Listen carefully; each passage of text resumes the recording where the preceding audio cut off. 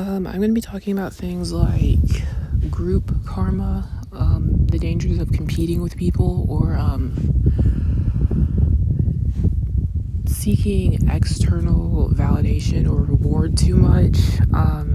Talking about how people in cults and group dynamics get sacrificed.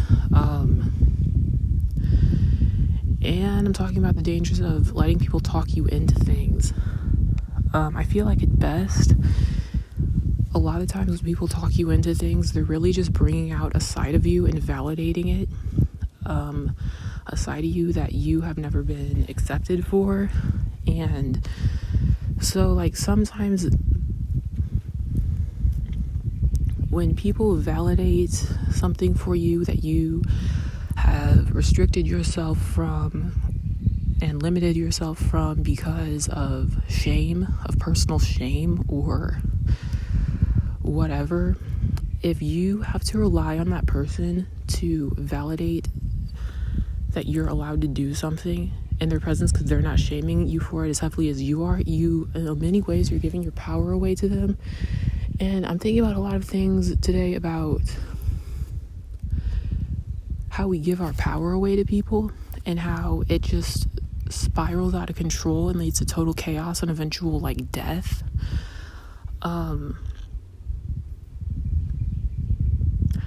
Just a disclaimer, I don't have power over anyone listening to this, so if at any point you don't want to listen to it anymore, then click off, because I am becoming aware that I can easily put people in situations where they think that I have power over them just because of the way I come across. You have to agree to give your power away to somebody, which is literally the same thing as you agreeing that they can control you.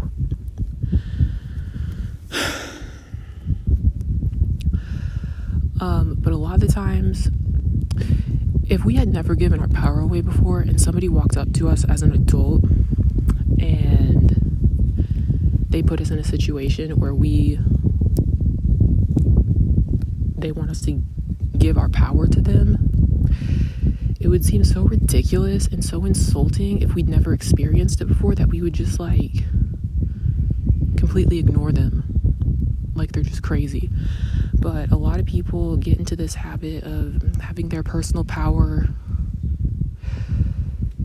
their self, their identity taken from them since they were children.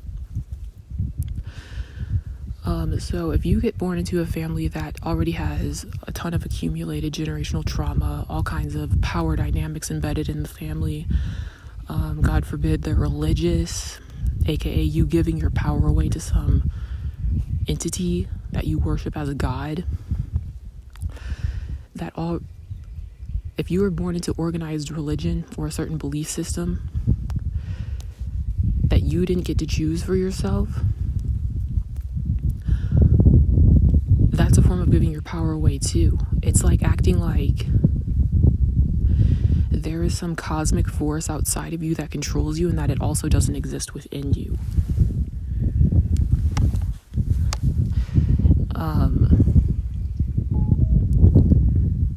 I swear if this Bluetooth was on, then the whole thing is going to be muted.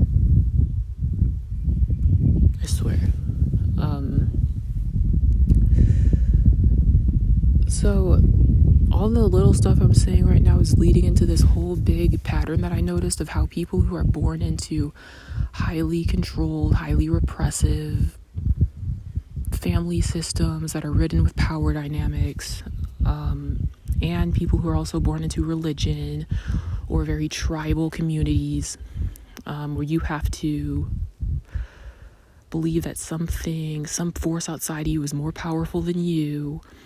This easily leads to people going through that, like, teenage rebellion phase, and then it's spiraling out of control, like, wildly, because when you are born into a family system and a community and a whole religious culture in your area or whatever, you are never trained to recognize and, like, validate that you yourself have personal power that is just as forceful and just as divine and just as important as any entity, any parent figure, anything outside of you that seems like it's intimidating or powerful. You aren't trained to validate that side of you. And a lot of times, since we don't know that it exists, or we've already been shamed and mind controlled so much that we don't see an issue with giving our power away to these things early on in life. When it gets to like the teenage rebellion phase, oh my God. And then hold on. Before it gets to the teenage rebellion phase, we also have to keep in mind that validation is like a drug to people. And a lot of the times when you're growing up and experiencing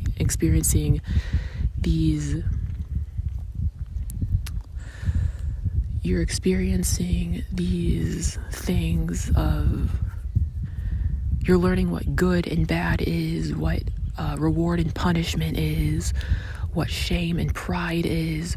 You're learning what kinds of things that you need to do and think and believe in order to be validated by your family or your community. Because remember, like, the younger you are, the more immediate your survival is.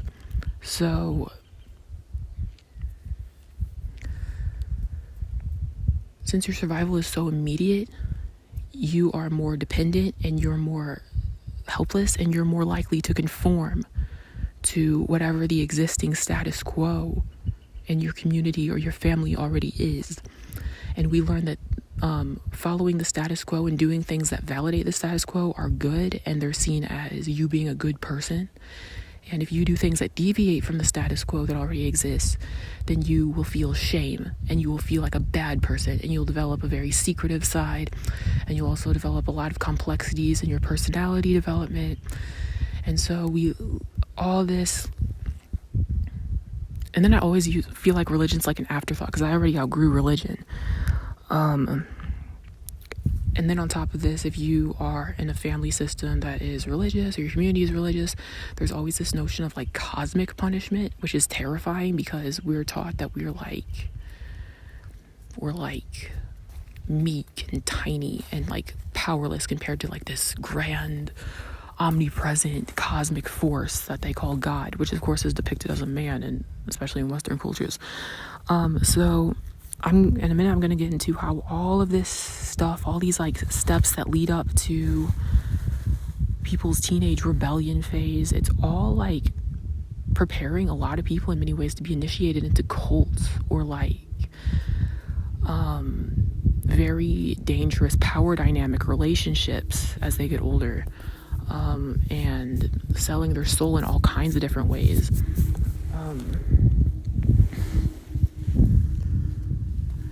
So people will reach their teenage rebellion stage after being trapped and stifled by their family so long, and then they'll like go through this phase of like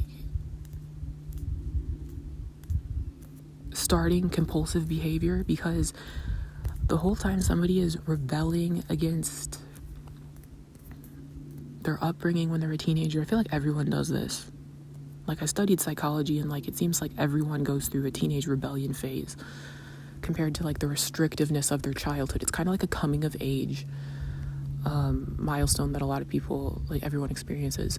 But I feel like the teenage rebellion stage and the amount of backlash you get for it and the things that you do when you're like a reckless teenager or whatever, that sets the stage for a lot of just going completely downhill in your adulthood. Because especially if your parents are the ones shaming you and like getting involved in like power dynamics with you when you're rebelling against them as a teenager, you take it to heart.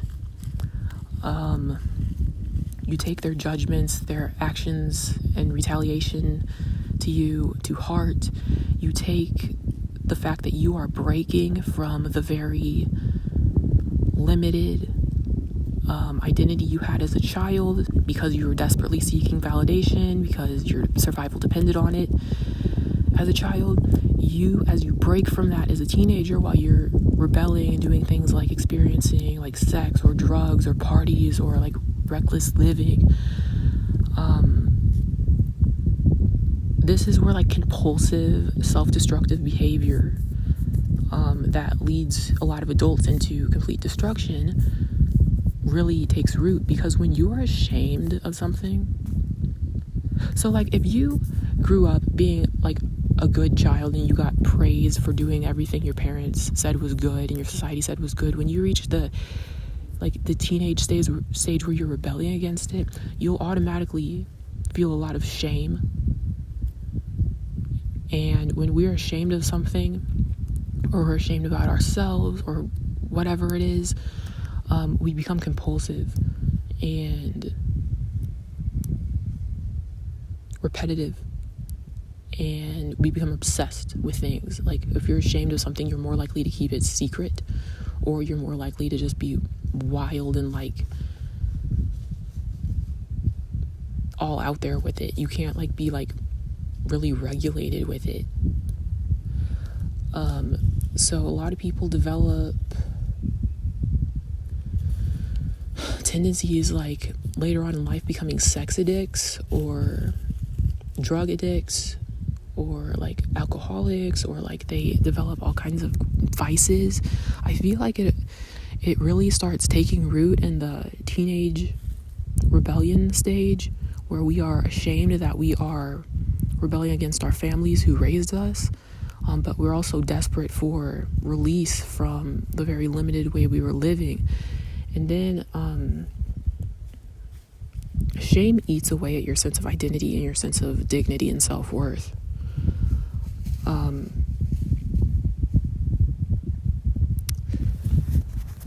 And now I'm going to be talking about group karma. Usually when we are heavily ashamed of something, we can't stand to do it alone, because the weight of total responsibility for us being the only one doing this shameful thing, or what we perceive as shameful, it becomes way too much to bear. So we're desperate to offload it and like have this diffusion of responsibility. This is why you see a lot of teenagers who are going through this really difficult psychological experience of like rebelling from their upbringing and kind of like coming into their own as a sexual being, or like somebody with more freedom. It brings up so much shame that a lot of people get involved in friend groups when they're teenagers, like a partying lifestyle. Like a lot of people can't stand to be loners during their teenage years because the level of shame you're experiencing is just too great. So you want to offload it. You want to have a diffusion of responsibility. So you get involved with people who are also doing the same thing as you, or you just have something in common with them, like what you would consider like a bad behavior, like reckless sex or doing drugs or drinking all the time. You'll want to be in group settings when you do this, because otherwise your conscience will eat away at you. But it will eat away at you to the point where you actually regress back into childhood and try to become that perfect person again for your family. But there's this like inner war with people, where it feels like death to regress back into their old child self, yet it feels extremely dangerous and shameful and unsafe to like come into their own alone. So a lot of people get involved with their worst friend groups, I'd say, when they're teenagers, and early adults. Hold on.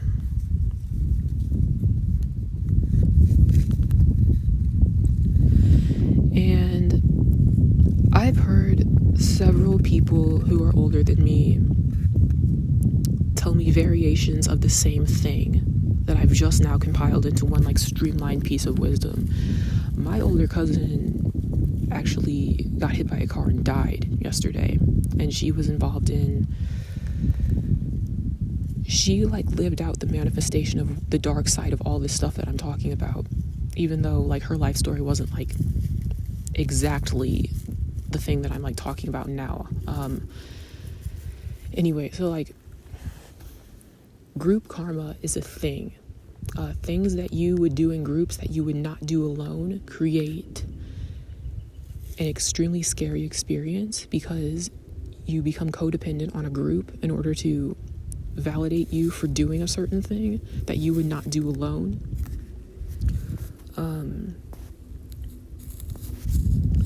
The dangers of having a group of friends or being around family members who are doing self-destructive shit is that they're gonna leave. One day they're gonna outgrow it, they're gonna take their power back, and they're going to see you as a liability if you're still doing the same shit that they were once doing.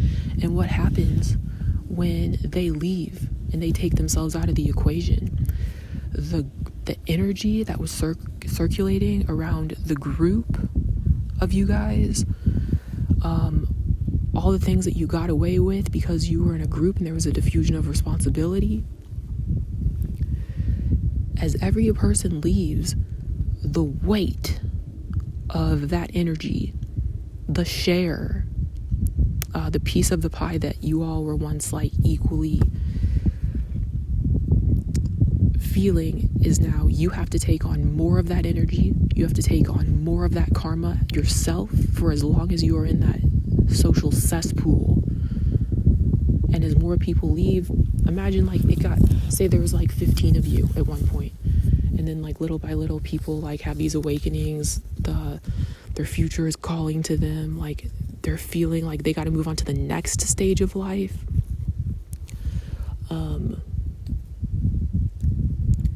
They're gonna find a way to leave, even if it involves them going through some kind of crisis or they have to sacrifice something. It doesn't matter at some point. Like eventually the call to leave the old group dynamic and all the bullshit you were getting into with them, it will become stronger and people will do whatever they have to do to get out, and they're gonna drop that shit. And a lot of the times people won't look back or try to help you get out too, because at a certain point it's like everyone for themselves. So at some point they're gonna leave, and if you are in too deep with whatever thing you were doing with those people, like say reckless sex, prostitution, binge drinking, partying, wrecking your body, drugs, especially like hard drugs. Nobody does hard drugs on their own. They always get started in a group dynamic or because someone else got them into it. So the less people that are involved in this group shit, the more the people who are remaining in it have to bear the brunt of what they were doing and the responsibility and the karma that comes with it and the suffering. So, for example, if you got in too deep with something, like say drugs, the more people leave, it's like they took themselves out of the equation. So you're no longer feeling them. You're feeling you versus the accumulation of energy that got manifested in that group. But they're not there to diffuse responsibility anymore. So the weight of an addiction will start to really crush you and control you. And this is like kind of like drug addicts, like drug dens. There's a reason that people do it in groups.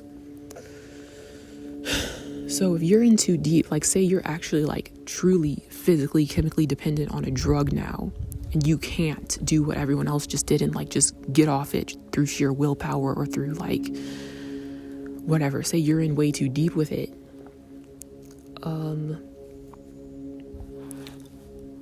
It all gets dumped onto you now. And you can't realistically take responsibility for yourself in this situation because you're kind of outweighed by karma now.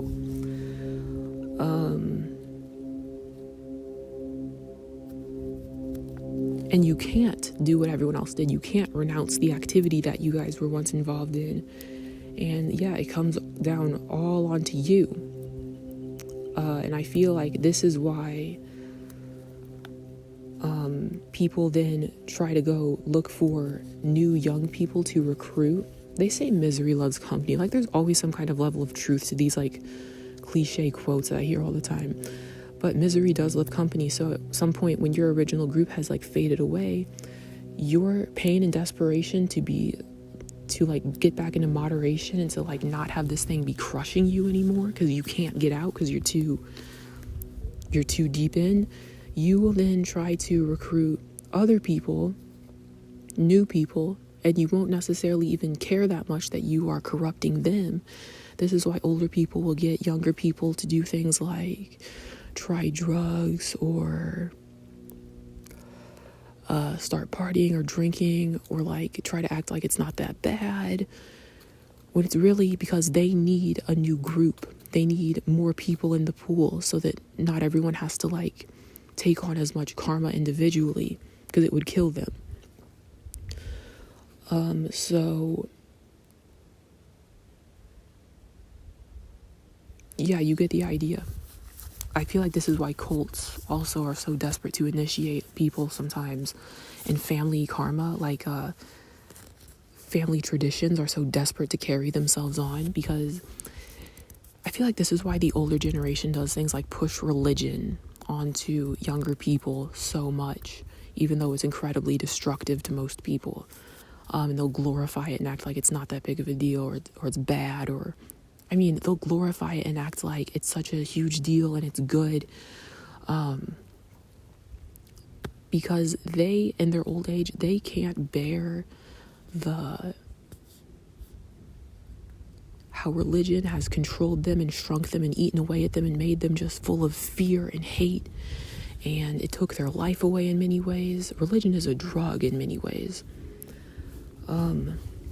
So they're going to try to raise the next generation to be very religious so that they won't have to accept how destructive it is to you, especially long term. This is why a lot of religious people and religious cults, they either initiate you when you are just born, so they baptize you when you're a baby before you have any like real free will, or they come for you when you're in a very vulnerable state. Like after I lost my virginity and lost the baby, had a miscarriage, I was working with my mother at a church daycare, ironically, and I was in a very vulnerable state at that time, and I felt all kinds of like psychic infiltration in my mind. I felt like they sensed that I was weak, and I had already broke from religion as a teenager, and they sensed that I was weak and I was having a moment of weakness, and I felt an extremely strong pull to go pray in a church. I felt like all kinds of religious stuff was popping up around me. I felt like in my psychic awareness, like people were like heavily pushing me towards God and Jesus and all this shit, and making me feel like I was full of shame and I'm a sinner and I need to be saved and blah, blah, blah. They come for you when you're in a moment of weakness, because if you're in your power, you'll think this shit is delusional. I feel like this is why people also heavily defend religion, because they're also subconsciously aware that it's nothing to defend. It's actually it eats away at you. It mutates you from who you are, and people are aware of this. So that's why on the surface they defend it so heavily, because they're in denial of how destructive it really is and how much it has destroyed them. It's a different story, kind of. But I've been thinking about all this stuff today because my cousin just died. Also, I don't go to funerals. I don't go to weddings. I don't go to group events, especially family group events, because when you're in the same room as a bunch of other people, especially if you're family and you're all under this like shared assumption that because you're family and you're related, that it means that you're like truly connected, you will then absorb all the energy that's circulating around in that group in yourself. And a lot of times it will like fuck you up, because it's like you're being used as like a trauma dumpster or like a energy vessel. Or if you have good energy, they're going to find a way to harvest it because you're in this shared like circle.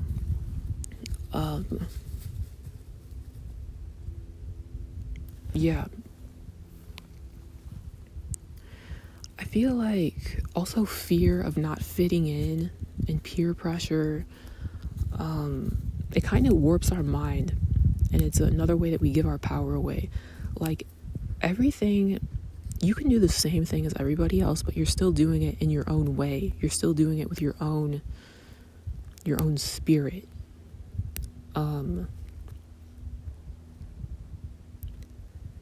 When it comes time to get out of cults or groups or whatever, and you need to feel your own self and your own presence again, because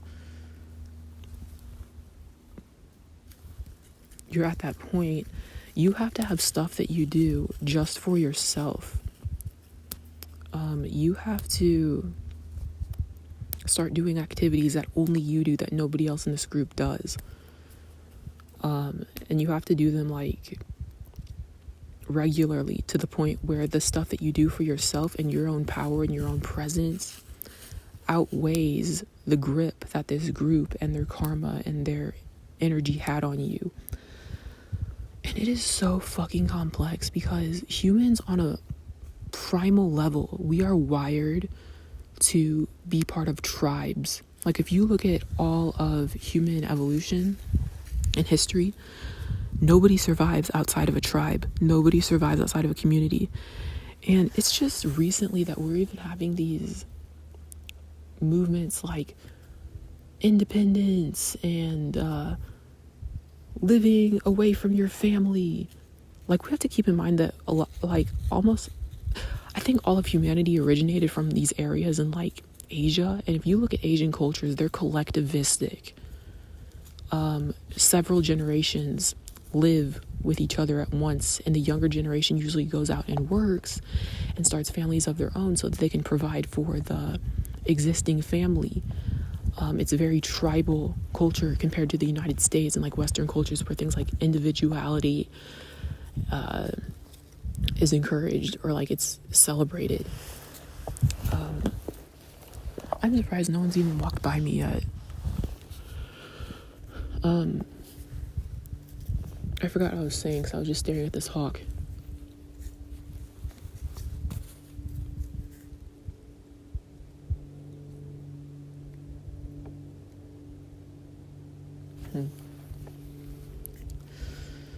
I forgot what I was saying.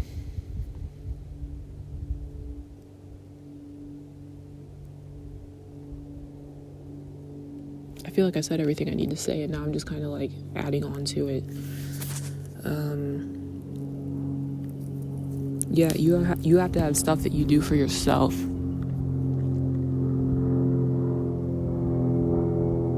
And you have to get to know yourself in a way where you start realizing what it is that you do, that you've taken on as your own, or what personality traits that you've taken on as your own, which aren't you, which are actually childhood survival mechanisms. Like, say you're somebody who says like, I'm such a happy person, I'm always happy, I love being happy, blah, blah, I love sunshine and like all this shit. You feel that way because you probably came from a family system where your parents were depressed and miserable and arguing or something. And so you, in order to get the attention of your parents, you had to become this like golden child and always be happy, because you had to be their little ray of sunshine so that they could be distracted from how miserable their marriage really was. So you and yourself are not a happy person. That's like a survival character that you had to create in order to survive your childhood.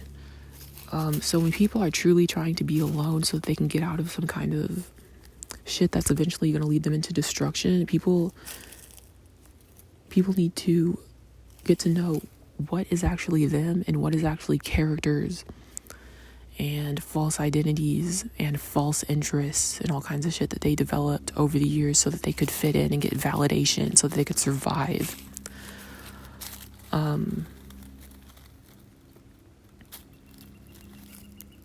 Yeah.